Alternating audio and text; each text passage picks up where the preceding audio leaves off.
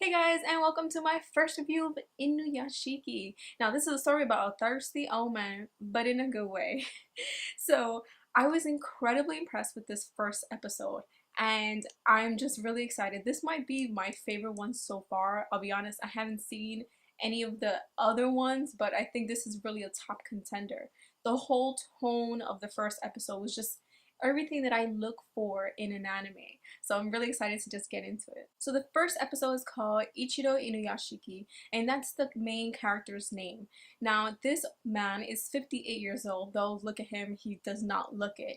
He is someone that looks very much older than he actually is, and that really does add to who he is as a character. Now we see him in the first episode. We're quite unsure about his relationship with this other woman and two kids. At first it does seem like he's just a cab driver, but then you realize that's actually, those are his kids and that's his wife. And they look so, like they're significantly younger looking than him, that it really caught me off guard. I was like, oh shit, so he's not the grandfather. And even though like I kind of understood the premise that he looked older than he was, I still didn't believe it. I was like, nah, he's too old for that shit. But those are his kids. So the story starts with the main character and his family moving into a new home. You see that the kids are kind of ungrateful. They're not really happy about the new house. But that being said, so the next day on his way back home from work, he sees an abandoned dog in a box and he brings it home. Now the kids complain about it, the wife complains about it, and then you just kind of see already the tone has been set. He's someone that's not necessarily appreciated in his family or in his household in general. The kids ignore him. The wife isn't necessarily like warm towards him, and so he's very much an outsider in his own home. And you can see that from the first scene when he picks up his kids to take them to the new home, and it's like the mom is dealing with the kids and bringing them down the stairs, and in the whole drive there he's kind of like the driver and nothing else. And that was something that I was really caught off guard when they were like, oh yeah, that's his family, because he was so detached from that whole situation. No one spoke to him really in that car ride like he was part of that family. And so from there on you can see the distance he has between himself and his kids and his wife. Now when he goes to the hospital and he finds out that he has stomach cancer, the first thing he does is he calls his kids. Now his kids are in school, but we see that they're not really doing anything, like they're on break, but both kids decline their father's calls. And that really impacted me. I could also relate to it. I have parents that are getting older, and oftentimes we forget there are people too and they go through their own stuff, but we're so immersed in our own lives, we're so selfish at times that we really do forget about our families. And so that scene in particular really got to me. So when he comes back home, he sees his daughter. She's taking a friend upstairs, and he's like, "Oh, do you have a moment to talk?" And like she totally ignores him. She tells the friend, "Oh yeah, that's just my grandfather. Let's go." And again, it's just like punch after punch. This guy keeps kind of getting abused from his family. And the worst part is it doesn't really seem intentional. The kids don't hate him, right? They just ignore him. He's not someone that's being prioritized in that household. And so then the wife comes out and she nags him about the dog. She's like, well, the dog's shit in the house. Like, what the fuck? And then she kind of sees like he wanted to say something, but then when she asks, he's like, forget it. So again, he tried to speak to his kids, he was declined. He gets home, he tries again, it doesn't work. His moment opportunity comes with his wife, but then he's like so frustrated because the wife is frustrated that then he just like, you know what, they probably don't even care. He walks the dog and he really does feel like it's just him and that dog at that point. And fuck, this is such a sad anime. He ends up crying, and that's just like the saddest, sweetest moment as well, because while he was shunned by his family, at least he's finding solace in his small dog. And I think the dog is, well, I know the dog is really important in his life at this point. It's a brand new member of his family, but at this point, he's the only ally that he has. And so this dog, he gave another chance to it. It was abandoned, he took him in. But I think the dog as well is giving him the second chance. So out on that walk, we also see that there's a moment where some weird shit happens. Some aliens essentially come through, and they're like talking in their language, like, oh yeah, this is the planet, blah blah blah blah. And from there, the main character kind of sees them, but then he wakes up later a few hours later, and he's like, what happened? So we saw the alien look kind of robotic, but I just assumed from that point the robot kind of, or that alien landed on Earth, and then that's it. But I thought he was just like anywhere. You see Ichiro wake up and he goes home, and that's that. The following day he looks at his cell phone and he goes to break it. When he breaks it, like, it kind of freaks the dog out, so then he goes, he pets the dog, and this fucking gun just comes out of his hand. So he's like, what the fuck? And the hand essentially comes on the wall. Which, mind you, that dog ate that shit nasty, okay? That dog got problems. So then, he says like, oh, was that something I ate yesterday? No, you don't make vomit look white. That shit was nasty. So then you see that, like, he's like checking himself. He's like, what the fuck is going on? And then he feels things under his skin, and then you just see his head open up. And he's a fucking robot. So that moment you're like, what the fuck happened? So essentially that robot we saw earlier, it wasn't just any robot falling into the sky. It was actually like inside of him, which was like super surprising. I didn't expect that. And when his head just opened, he's like, oh my god. And I'm like, my thoughts exactly. Oh my god, what the hell's happening to you? You can even see that he gets like supersonic hearing, like he hears all this shit happening at once. And so you can see his body's going through these changes through whatever it is that went inside of him. So then the scene goes randomly into another man. He looks like he's a homeless man. He's speaking on the phone. He's trying to make amends with someone over the phone, which we learn is his wife. And either he got out of prison or he's been going through some shit, but he's trying to make himself better. And so he asks like, can I get another shot? So it looks like the wife does agree. And so he's like perked up. He's like, yes, you know, we'll speak tomorrow and blah blah blah. So he's sleeping on the park bench, and then you have these shitty fucking kids come out of nowhere, because you know what, kids are the worst. They're just the fucking worst. So they see this old man sleeping in the bench, and they're like, let's fucking harass him. It's like a whole group. It's like 6 of them. So then they're like, we have fireworks, let's shoot them at him. And that's what they do, because kids are the fucking worst. So they shoot the fireworks at him. He's like, oh fuck, what's happening? And they're fucking like aiming it at him, and then like it catches like some of his clothes gets on fire, and he's like, I'm about to die, okay, I'm about to die. And he has like his wife's picture in his hand, and that shit is just like burning slowly. He's like, I'm sorry, I'm sorry. And I was like, damn, give this dude a shot. Like, yo, he's trying to fix his life. And so we have Ichiro. He was like just a few, you know, little distance away in the park, but he takes notice of what's going on. He sees the fireworks, obviously, and so he goes to that scene. The best part though was when the dog notices, and then he looks back at him. He's like, but what you about to do? like the dog knew. He's like, she about to go down, yo. So he walks up to that scene and he sees what's going on. And like Ichiro's just still straight up an old man. So then like the kids are like, oh look, another old man. Let's fuck with him too. These kids are the worst. So they keep shooting at both of them. And you know, there was a moment where like I was like, are you gonna fucking transform? This is gonna be a parasite moment where like fucking Migi comes out and then like fuck shit up. I thought it was gonna be like a transformer scene where it was just like ching ching ching ching and everybody dies. But it didn't happen. So he keeps getting fucked up by the fireworks, right? And he's like walking slowly towards it, and essentially like they just beat him down because they run out of fireworks. So like this old man, let's just fuck him up with bats.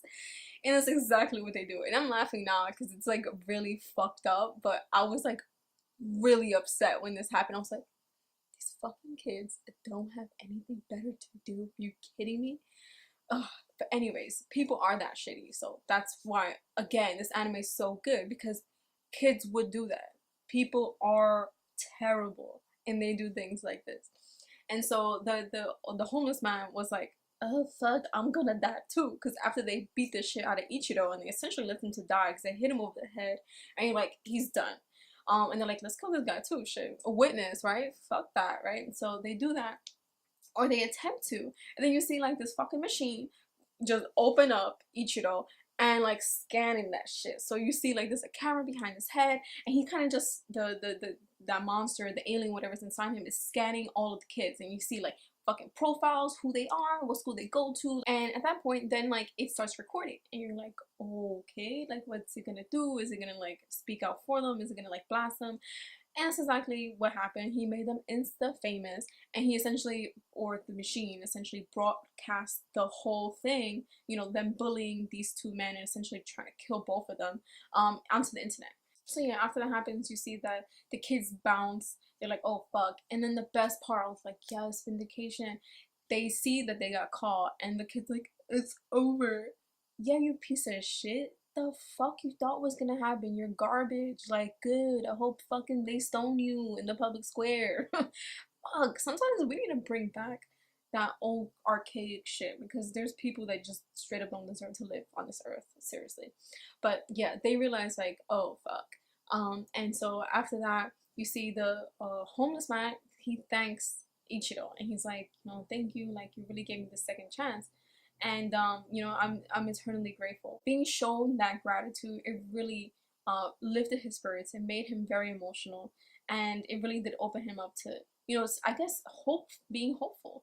It looks like he was very hopeless until that point, and then like seeing how he positively affected someone, that he was like, yeah, I can do this. Like, you know, like, and I think that's a universal thing. When we get those moments in life, it's like this huge burden gets lifted from us. And so again, what this anime was able to do amazingly well was just emotionally set up this character. The reason I was able to enjoy this anime so much was just the depth, the amount of emotional stress we saw this character endure.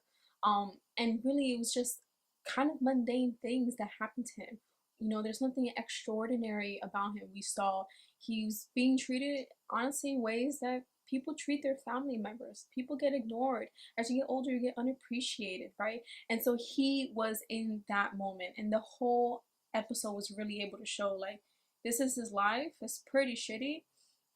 There's nothing interesting or different about this man. Just, this is his shitty life and he has to live with it. But something extraordinary does happen to him, and it's the beginning of something new for him. It's the spark that maybe will bring some joy in his life. But we see that with the dog as well. You know, the dog and the homeless man really are representations of each of those second chance at life. And though this episode was really, the for the vast majority, kind of hopeless, you saw the character, you know, really just depressed, it really brings hope to the rest of the series. Like, what can he accomplish now that he has this power or this being inside of him? And so that's just a really interesting dynamic to play with, right? You're old, you're physically old, people treat you that way, but you're not feeling that way anymore. You're kind of, you know, you have pep to your step now that you have a fucking alien being living inside of you. And so I think that's just a really interesting, I'm interested to see how the anime progresses at this point. Additionally, what I liked about the anime was how it was drawn, right? The emotional stiffness that tends to be very prevalent in anime, right? Why do we think we always have those fucking teardrops or characters fall to the ground, right? Because it's like, how can you express an exaggerated emotion? And I think they do it really well in this anime when they make the characters cry, or like the subtle features change.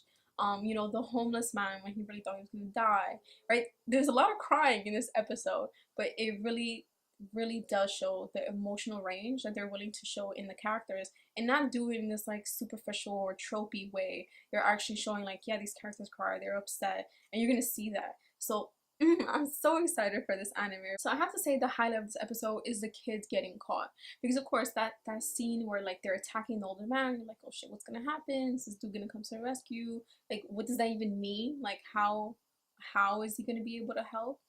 And so when we saw that these kids were shown online and were going to be ostracized because of their behavior, it really, ding ding ding, this anime is going to take consequences seriously, right? Because often you see like bad things happen in anime, and like there really is no consequence. Like, oh, these characters are not important enough to show what then happens. And that's what I liked about the anime, that it seems very serious. So it's going to take consequences seriously. And I love the way they use internet, because honestly, that's exactly how it works now. Shit gets viral, we have a video go up online, you see so many hits on it, and it causes kind of this mass craze around like that situation. Just in the way that it worked in this anime. Already this anime is like a 10 out of 10 for me, okay? This is just based on the first episode, but I think it's showing a range that we don't usually see in anime, especially if this anime is going to be more towards a shonen, if there is going to be more action. I'd argue like very, very few shonen anime or action anime really do get into depth with their main characters. And so far, my favorite character in this whole series is that dog, yo, Hanako, yo, she's down. She knows what's up. I mean, when she ate that fucking arm vomit slash cum, I was like, chill, but she's a dog, so whatever, I'll let it pass. But she's really gonna provide a lot of emotional support for the main character. So I do see her as someone very vital to the anime, or at least I'm hoping. Dude, if that dog dies, okay, let me not make any predictions. So that's my review of it. I really enjoyed the anime. I'm very much looking forward to reviewing the rest of this. This is definitely going to be a keeper. I was just impressed with the emotional range and the tone of the anime, so it's definitely something I'm going to stick to. So let me know what you guys thought of Inuyashiki. I definitely give it a 2 thumbs up, all the way up. It's definitely showing me a good range of, you know, depth and tone. The characters are really interesting, and I'm just dying to know more and more about what's going to happen to, you know, this cast of characters. Like, how will they continue to change? You know, the main character is always supposed to drive the anime forward, but they're not always the strongest character. Right now, Inuyashiki, Ichiro, he's dope. Please feel free to let me know what were some of your favorite moments in this episode, and if you like this video, like it, subscribe, and I'll check you all next week for episode 2.